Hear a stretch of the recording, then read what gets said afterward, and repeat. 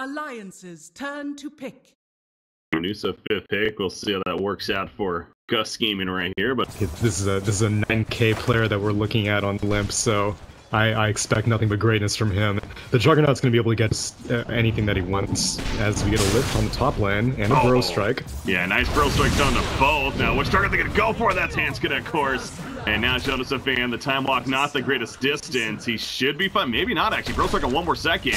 Going to be using it right here, Skeeper. And yes, secures the kill. So a 2-0 start in favor of GUS-GAMING. But now at what cost for Sand King? Well, it's going to be for his life, most likely. Wave of Terror from EGM comes down and secures the job. And then since then, he would have been just fine as he time walks aggressively. Yeah.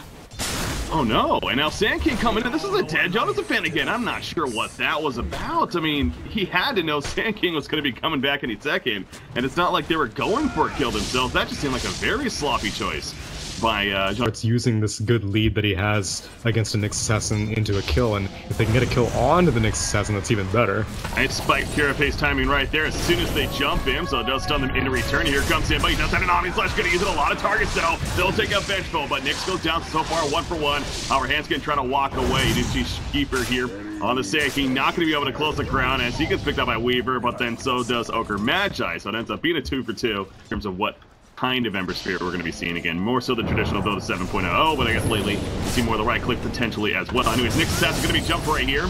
In comes the Ignite, and this should be a dead Nyx now. So yeah, big turn on him, the Remnant Initiation. You wouldn't be afraid to use earlier on in the game, try to set up some kills. Speaking of setting up some kills, yeah, Vendetta Initiation with the Impale. What a crit. Dead Vengeful, yeah, a little bit of luckiness going. Though I would rather lose a Vengeful if it means that my Medusa is gonna get out just barely, but you have to sacrifice the Rubik then. Oh, another 4 coming in. Who's that? That's Sand King, I believe. It's gonna complete. Well, they find the jump opportunity. Jonas fan, he's hugging the tower. Doesn't see them just yet. Now he will. Can he react in time? No, he cannot. There's the Burrow Strike and the easy follow-up. So nobody gets the time walk off. In comes the Epicenter, but big Chronosphere put down. And now Limp, he's going for their turn. The Remnant Initiation on the Sand King. Not enough first damage, though. And he takes the Omni Slash to the face. The Stone Gate's going to be used as well. As Skeeper on Sand King going to hide in that Sandstorm Darude style. And he's going to be fine for now. Jonas fan really wants this kill. He's not going to get it, so they finally will get the kill. After he does fall, though, now Hanskin holding his ground against him. Loda will port in and look to make some more plays, get some damage out on Emma, perhaps, in the background, who does have that double damage and still activated, by the way, and he's going to end up spinning now as he's taking a lot of right-click damage, though. But there's the swap back in, allowing Weaver to get more auto attacks out, but he's juking and jiving the best that he can with the trees. Not going to be enough as he's cut down by Limp. Exactly. You need to make sure. Now, no Chronosphere right now, but it looks like Alliance wants to make a play. They're going to be jumping Medusa. They do not know Nyx is here, though, and maybe even the Rubik. They're going to go for Medusa, but Nyx actually takes a stun initially. Spike Carapace is going to be popped over the turn of the Weaver. That gets that kill. The Stone Gate's not going to be used, and Artes still taking that damage with the Mana Shield. Takes out Vengeful. The freeze on the Limp in the background. Now, he has to run away as him and the Ogre will do so. And I believe be fine in the long run, but again, that'll start mitigating some damage. But man, that's not going to save him from all this physical damage. I mean, it's, yeah, you're right. It's a lot of physical damage all of a sudden from Weaver. Like, I don't know, man. Stun's going to be coming out from him, but we're not done just yet. In fact, speaking of stun, Skeeper on that Sand King, he's here. There's a lift. Again, no stack. Can they kind of stack it again? Faceless. Yes, he's able to get that time walking. Exactly the same problem. However, the Omni Slash this time will finish the job in the end. EGM also going to be spun on after the Omni Slash is taken out. Now, Hanskin kind of left a little behind, but they don't want Hanskin. They want the better target, Loda, who now uses the time lapse, and he's going to go the other direction. He's, oh man, he immediately wiped off that dust also. The dust was, as a to come out on top in the long run, so just so happens to work that time around, but definitely need to work on that coordination as far as mid lane Dusa, so low, so dead. So dead indeed, but at what cost? Well, I guess nothing. Whereas like, all right. Slight into root, but not going to get anything, but yeah, Medusa has to be very careful about where she chooses. Jesus, Limp, what a monster! That Sentry Ward did spot it, but yeah, 9K. And EGM on the other hand. Tactical walking violation slow, so Manta will be nice for that, and obviously Manta's a fine damage item as a Chrono on the solo Nyx Assassin. Yeah, now here comes the return play. There's only the solo Nyx Assassin, and this could cost him at least stolen Chrono as well. Oh no, they got the lockdown Limp. He's trying to run away, but he doesn't have a Remnant to go to, I believe. He's getting a slide of fist, trying to stay alive a little bit longer, but he'll go down. Jonas fan, meanwhile, still here, but You don't know he's in the can't say I was I knew that, to be honest. So he could still move around in his own chronosphere. That's he can. Okay. Yeah, it's otherwise Rubik would be an extremely. Okay, makes sense there. They're gonna push the secondary tower, by the way, and Alliance doesn't want to get his upgrade. Nice Lotus dust. myself. The dust comes out. Time lapse ain't gonna happen. Ooh. Oh, it got close actually. They finished the job, so the Aegis is gonna be popped right Medusa there. is in a weird spot, and stolen chrono as suspected. Yeah, they lock down the Weaver. Do they have the follow-up damage? They absolutely do. No buyback. Here comes the Chronos from the actual Faceless Void, though, but no follow-up again. And Artest with that Stone Gaze also going to box out now. So, of course, that Ranger Burrow Strike going to be pretty ridiculous. Yeah, EGM, I'm surprised you didn't feel more confident about going for a swap on the Medusa, but that's because Weaver's elsewhere split pushing, Faceless Void is elsewhere split pushing, because I think, as the bot lane, never mind, they're continuing, they get a gem on the Nyx Assassin, that's a really big... it's a short, relatively short cooldown, it'll be up in 80 seconds, but I think GUS are pretty satisfied in the mid lane. Blown up, Skeeper. Yeah, he got spotted by this ward up here on the statue area, and obviously they caught him before the game. But yeah, that's me intrigued. They find EGM. Chopped. That's a really important kill because now this Medusa, who I said has room to grow, also means that she's not 6-slotted. Oh wait, they're actually gonna give the Aegis to. And this should be GM now, unless some crazy swap play is going to use it right there. Delayed at least, but yeah, eventually they'll catch him and secure it. In fact, Medusa even comes over. I'll take that last. Valuable. Because, I mean, they have a lot of right-clicking cores. Ember Spirit also, if you go for Sleight of Fist, it gets affected by evasion, so Limp might miss with this Maelstrom as Skeeper gets a kill on Jonas and Fan. And as Artez, no, they're moving in so aggressively, just push, please.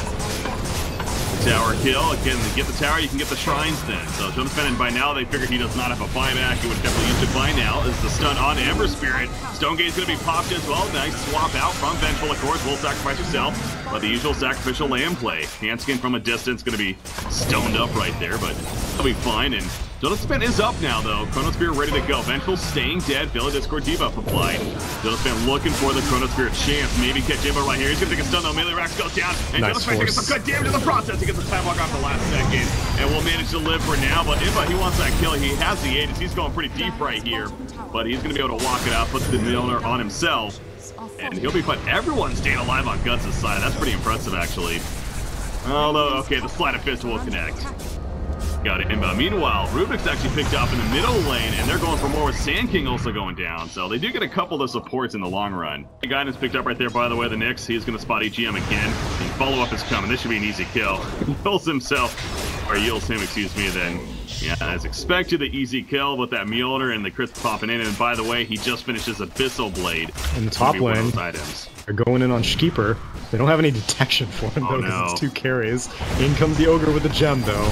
Yeah, there we go. So they are going to get him now, but that could have been embarrassing if he's... The Demon Edge could go for MKB, she could go for Daedalus, both of which are fine items on Medusa. Chronosphere. Oh, speaking of dying, doesn't have it just yet, so going to be caught in the Chronosphere, but again, look at how tanky he is. Ember Spirit even falls out, but the split shot effect now coming to Evans in the background. Down goes Jonas the Fan. And now Limp realizing it's not going to work too well. Stone Gaze will stun him. Hanskin trying to assist. A defensive Chronosphere coming out from Rubik. Meanwhile, swap in from Vengeful is going to not save Limp in the end. He still got caught by the stuns. Now EGM also going to fall. Weaver thrown up in the air meanwhile. We try to be slippery and get on out of here. No time lapse though. We're trying to run him down. Imba blinks and gets that kill. That's a complete cleanup for GUS-GAMING. A double kill. Dota kind of secures the fact that, yeah, you're not gonna. Oh man, she's walking to the secret shop. Is she gonna? Is she gonna? She did. Got the divine rape. You know what? After that last fight and seeing what it did right there, you know, you earned it. Especially. Okay, lose this game, frankly. I'm gonna say that. Like, don't do this, man. You're on the verge of beating a team in Alliance. There you go. Okay, yeah, let's place, you know what, again, as we saw that last fight, and now with the Aegis on top of that, I'll tell you this, I mean, her damage output is going to be absolutely insane, of course, as, Cybernet got picked out. Yeah, sniped out by the Weaver, which, that's going to be one of his last kills, as EGM, classic EGM. Oh, nice Lotus. Nice Lotus indeed. XG stunned himself as a result. The damage coming in from Loda, though. We'll get the kill on the Sand King. But now Loda could be in some trouble. They do chase down the Vengeful. Needs to get out that time lapse. Oh, the nice Chronosphere attempt to save trade, but it's not enough in the end. Down goes Weaver, and now Joseph trying to get some enough damage out onto the Nyx at least, but again, Medusa still standing here with that Divine Rapier, remember, dropping about 3/4 of his life. A limp, no way he's gonna win that fight. He needs to start backing up now, most likely, as Stonegate still ready to be Void used wants to for come tips. back. He has all of his HP now, and they're stalling out this Medusa who keeps getting rooted, but Ember backs off. Ember has that 25 root, so he can perma-root. Yeah, that's I was just about to say, obviously the level 25 peak. All smoked up. Find a big chance right here with the Chronosphere. Rubik doesn't have an ability stolen just yet. Here in the background, they do catch, actually, Sand King catches Limp initially. Chronosphere in the background catches a couple of Rubik being one of the targets, but Eversphere is going to fall. No, flyback, 120 seconds. He's going to be dead. Meanwhile, Weaver was locked down, pops the time lapse, now going after Imba, but Imba at half-life is going to start spinning, and Weaver has to make the way out of it. That extra Sakuchi speed as a result of being level 20 for ourselves. So Spike here, but he's done though, and that's enough block, and that could do it in favor of GUS-GAMING. Best of one. It looks like Alliance going to drop here in the first round. You know what we talked about? This is a format that's going to favor teams like GUS-GAMING, honestly, because they have nothing to lose. They're expected to lose against a team like Alliance, and they come in here and they say, nah, we're going to win this game.